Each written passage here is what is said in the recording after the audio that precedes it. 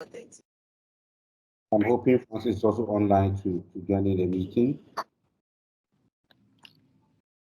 Yeah, I'm right here. Thank you. Good, Francis, glad you joined. Okay, so I believe we can start right away. Um, so again, the Retail Finance Distribution Network is a project funded by the Bill and Melinda Gates Foundation. The project team is what we have there. We have a very solid management structure to ensure that we are open and transparent and do things in a very competitive and transparent manner.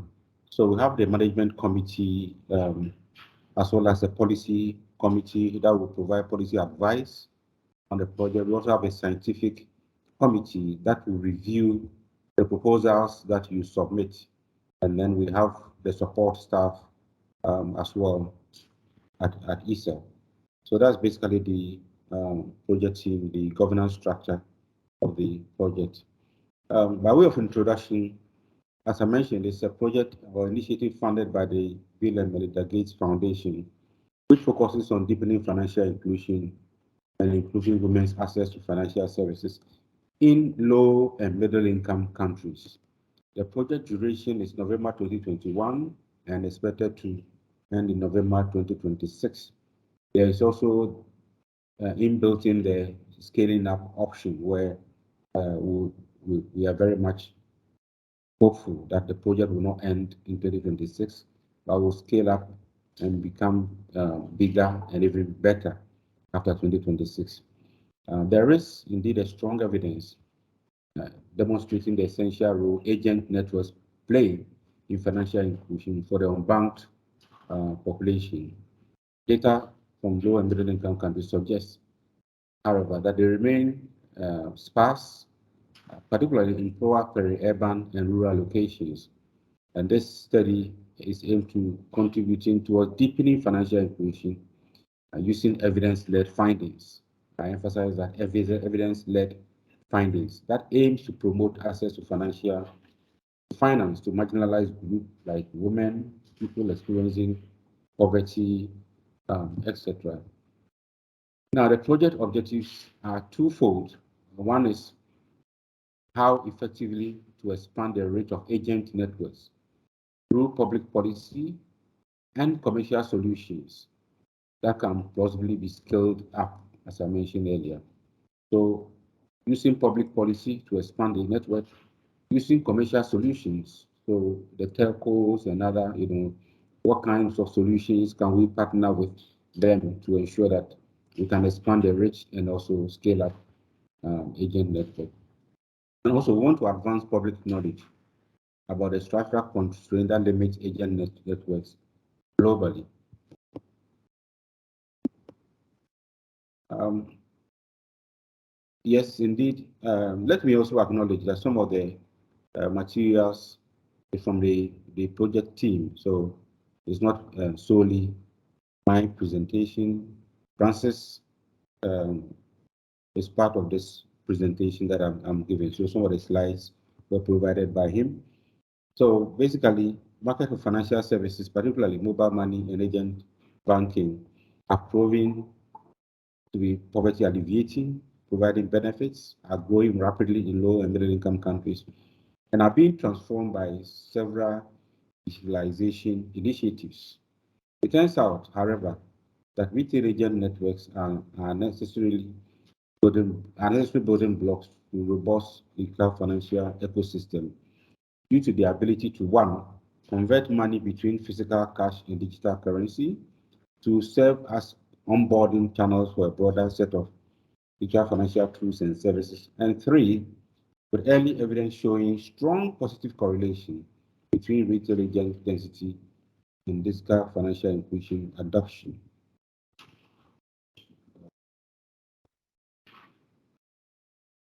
Sorry, yeah, adoption, yeah.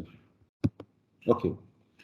So yet, however, rigorous work and evidence is very limited about functioning and organization of vendor networks, about vendor incentives and behavior, about interventions to expand network reach and density, and with many open questions remaining unanswered. And this opens up clearly specific policy problems. That is, digital finance retail distribution agents matter for financial inclusion and poverty reduction. But how? How is what we want to do. So on the extensive margin, we ask the question, how do we expand agents' reach and density?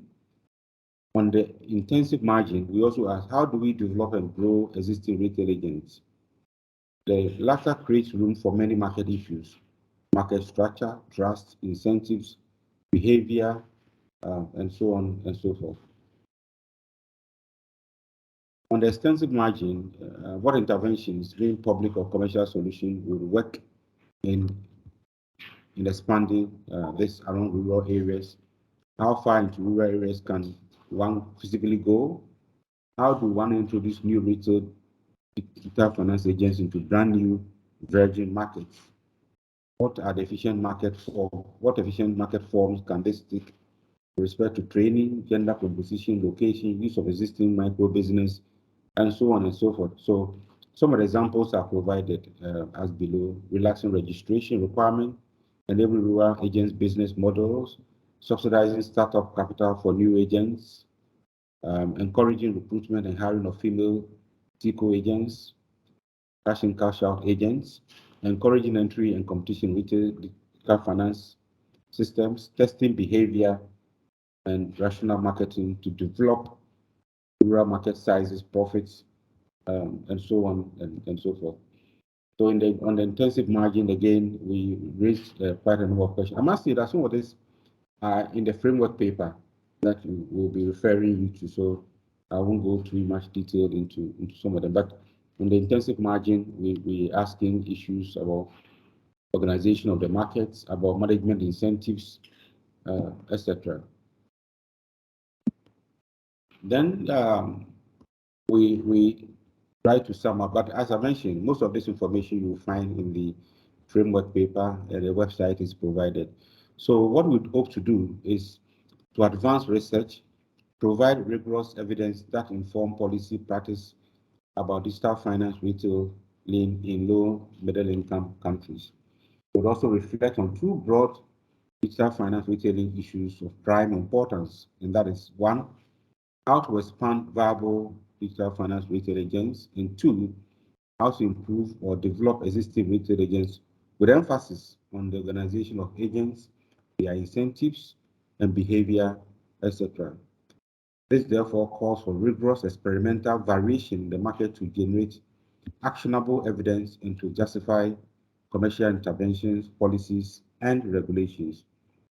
But pursuing this requires meaningful partnership between academia, researchers, various actors in the digital finance marketplace.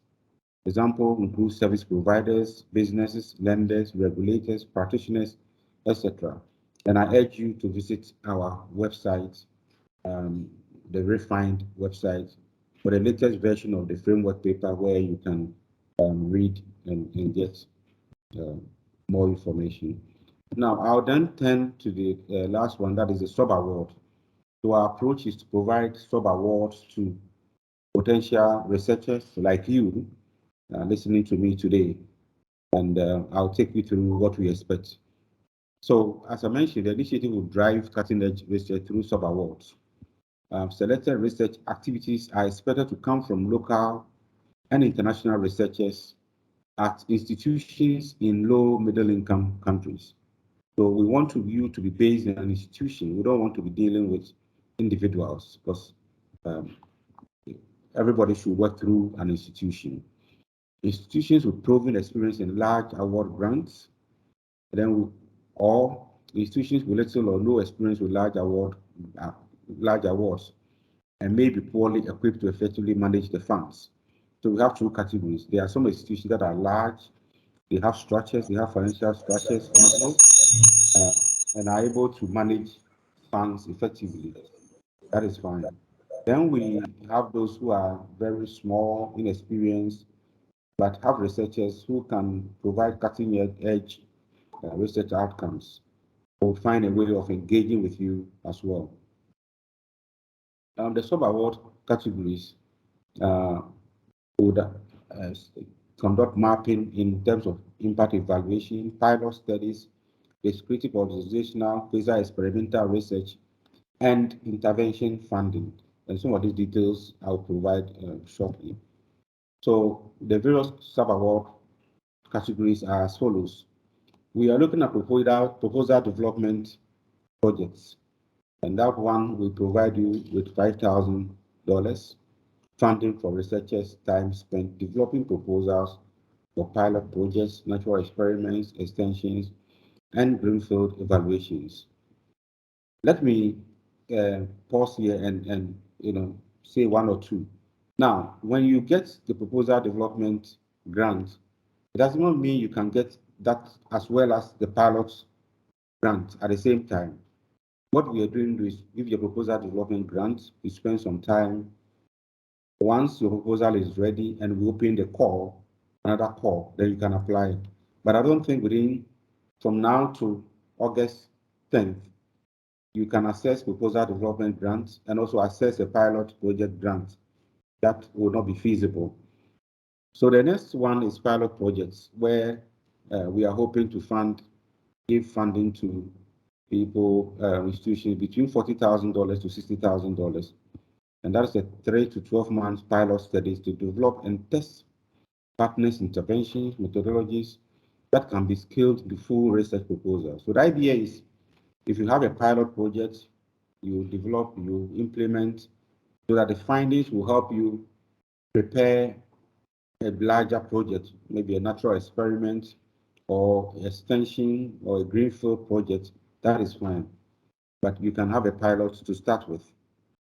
Then we have the natural experiments one, where funding for lead researcher or graduate student time and or data acquisition to conduct quasi-experimental research, such as utilizing variation from a regulation change that enables observations of differences between individuals or regions exposed to the change and individuals who are not.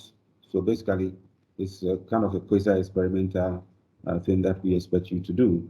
And with that, we are proposing to put forward $40,000 to $60,000.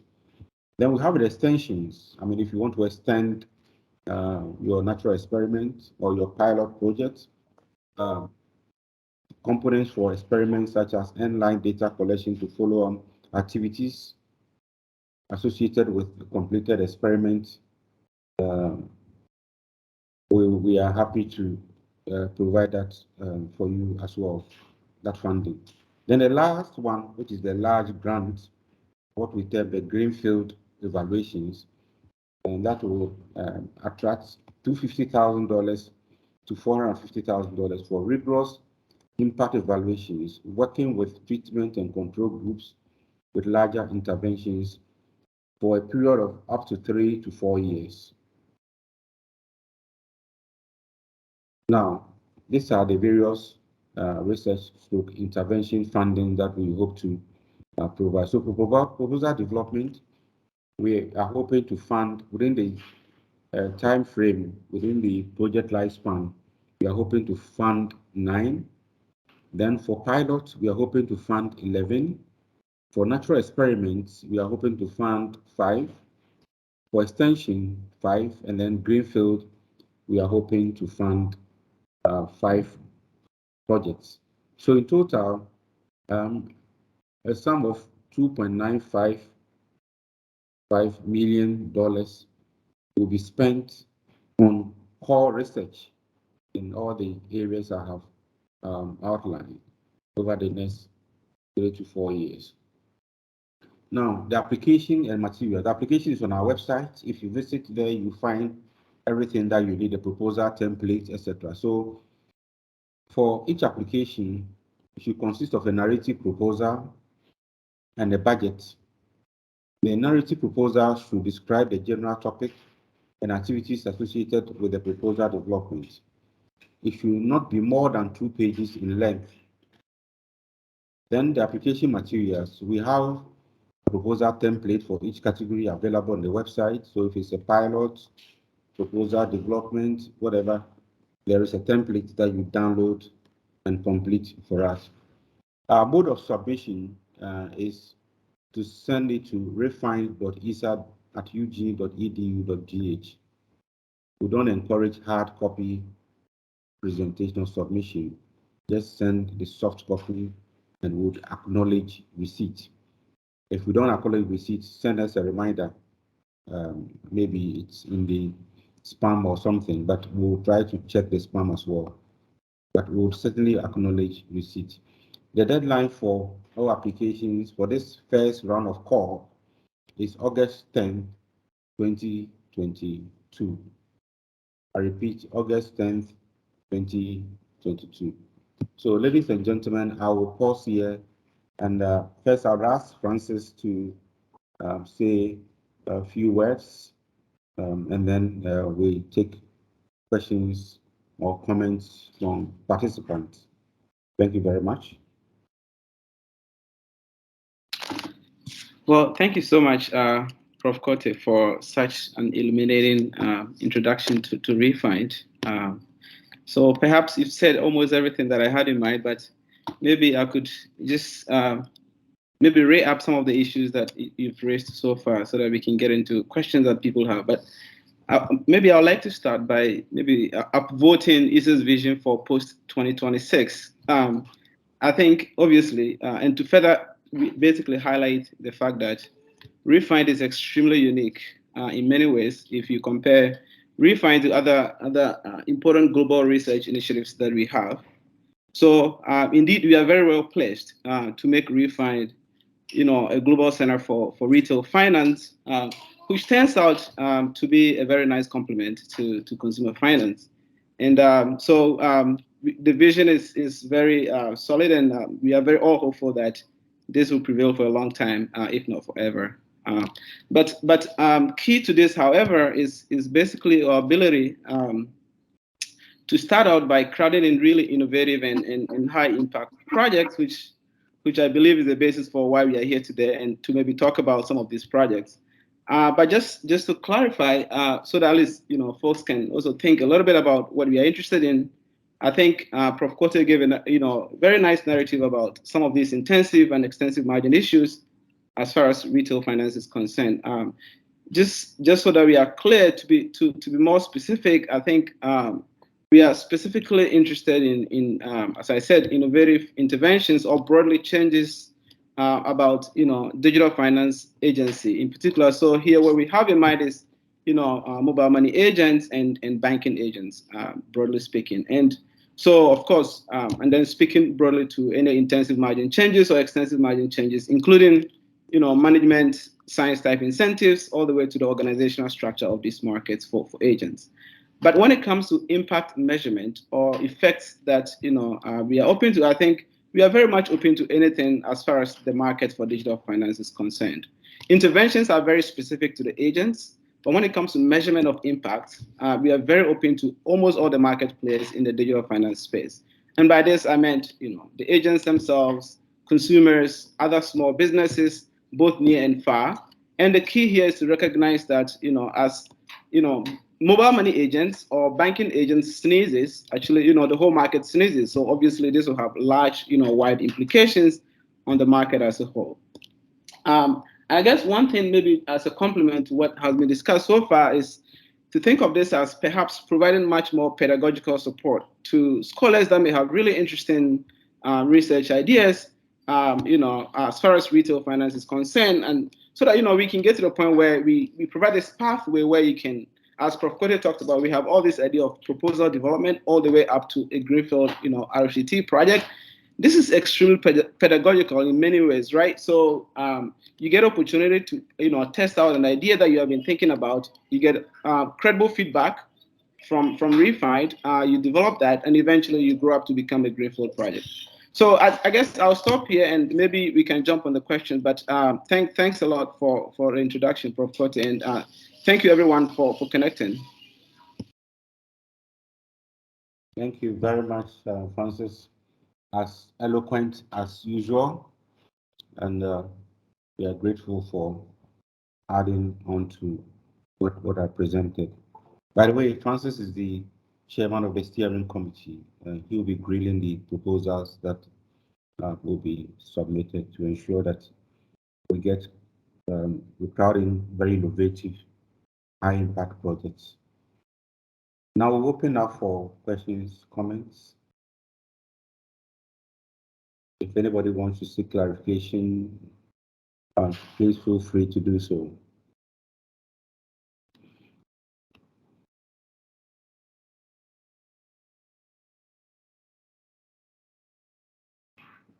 I noticed on the call, Japoma is on the it's online. Simon Bawachilin, one of the core members of the team, is also online, and many others. These are colleagues as well as external persons who have joined us. You are all welcome. So please raise up your hand if you want to speak, and then the host would enable your speaker so you can make your comments. You can also put your comments in the chat box, and we are happy to respond.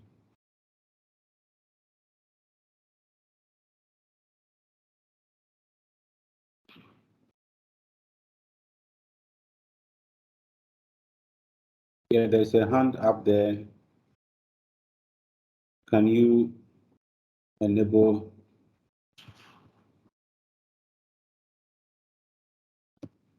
the speaker so we can hear? Ebenezer Nafo, Ebenezer, yes. Yes. Thank you very much, Prof, for the presentation, and thanks, Issa, for this opportunity. I wanted to find out about the proposal development. So it means that the budget for the proposal development should not exceed $5,000. Is that the case? Yes, that is the case. Okay. So what is next after the proposal development? So the other options will be when you have developed your proposal, but first you have to apply for proposal development grant. It will be assessed, and then when we think the idea that you have is good, we'll give you the grant to develop the proposal. And then the next step will be to either look at a pilot or a natural experiment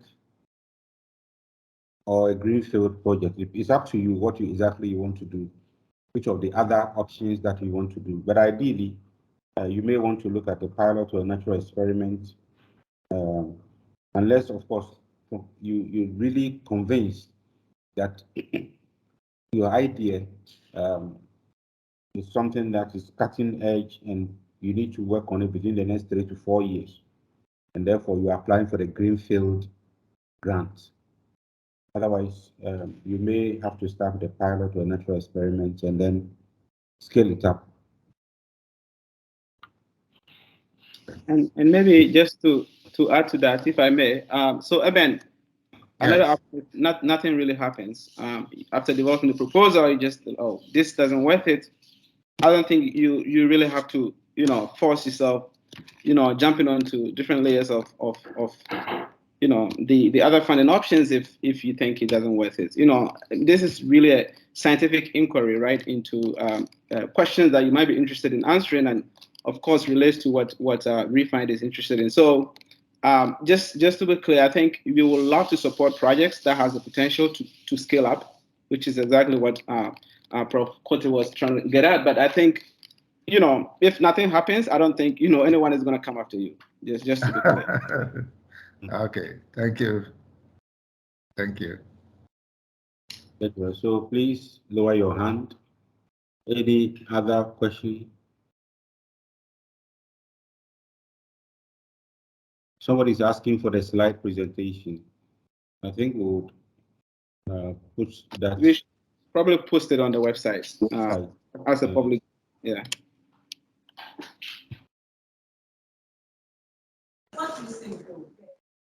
Okay. Any other comment, questions? And feel free to partner. I mean, You could partner with somebody in another institution, another country.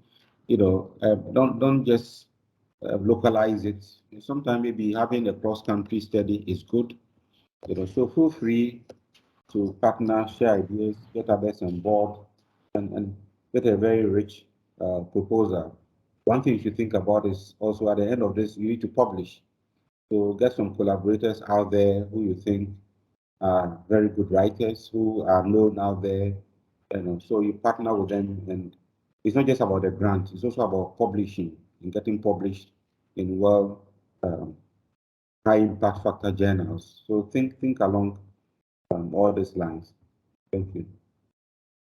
And maybe to kind of re-up that, folks, I think this is a global initiative, and it's by no means limited to problems that are really interesting only in Ghana or even in Africa, by definition. So if you think you have co-authors somewhere in India, in Bangladesh, Indonesia, anywhere, you've been thinking of projects that are within the same space and fits the initiative, please, just to emphasize the idea of partnership, I think go for it, and look beyond Ghana. If the problems actually in Nigeria are more interesting than the ones maybe you have in Ghana, please just go for it. And I think they are all very, very consistent with the initiative.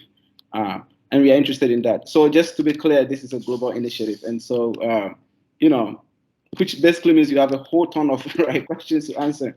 It's, for example, all your questions might be more relevant in, I don't know, South Africa, whatever. I think, please go for it. It's something we are interested in. So it is global in nature, of course. Low and middle income countries. It's a research base that's to be based in low and middle income countries. So feel free to get collaborators from Asia, Southeast Asia, South Africa, you name it. I mean, global north, etc.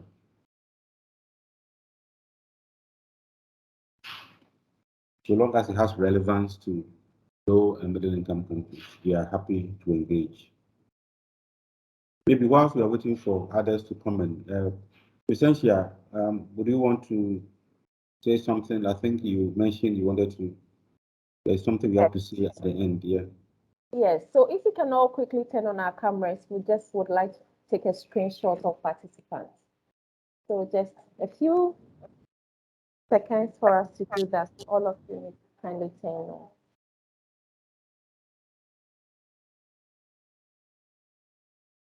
I would you like to stop sharing your screen briefly? Okay.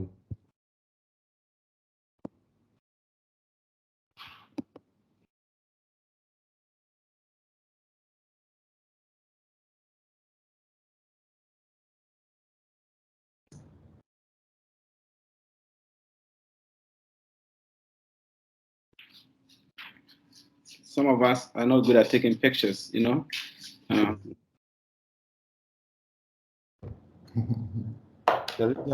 background is blank, dark. No.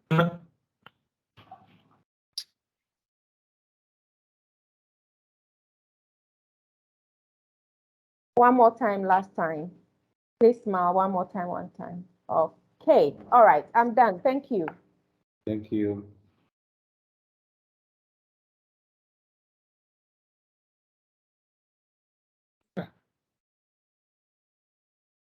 Okay. So I presume we are all fine.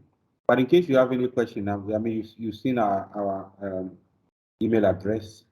Feel free to shoot an email to us, and we will kindly get back to you with a response. Okay. Thank you so much. Francis, do you want to give any last minute comments before we wrap up? I just want to maybe just say that I think most of the super relevant information are all embedded on the website, as well as the framework paper in terms of thinking hard about what a problem and the scope of questions you might be interested in. So I think please take a look at the framework paper, maybe spend a day or two on it, and then, if you have any further questions, I'm sure Easter has a lot of capacity to provide feedback and, in real time. So nice to connect with everyone, and we are looking forward to all your exciting projects. to kickstart ReFind. We are all excited about it, and you are part of ReFind by definition. So because you are going to make it, ReFind. I'd like to say something. Was somebody speaking? Yeah, I think there was a background stuff, but it's fine. Go ahead. So in the course of the meeting, at least 2 people told me they could not join because they said the link said it wasn't valid. So we actually called our IT to ask, but it's strange that some people couldn't join. So I hope we'll put up the presentation today, and then we'll send out a quick message to everyone that we put up the presentation. They can go refer to it and then send us their questions. So we'll do that and be able to respond to everyone who could not get in. Yeah, sure. Thank you. Put it up there. All right. Thank you so much. Thank you, everyone. Matthew Okan from South Africa, thank you so much for joining. And all of you, thanks for joining. And we'll keep in touch. Thank you. Francis, we'll connect. Thank Okay. you. Yes. All right. Thank you. Thank you. Have a good day. Bye-bye. Thank you.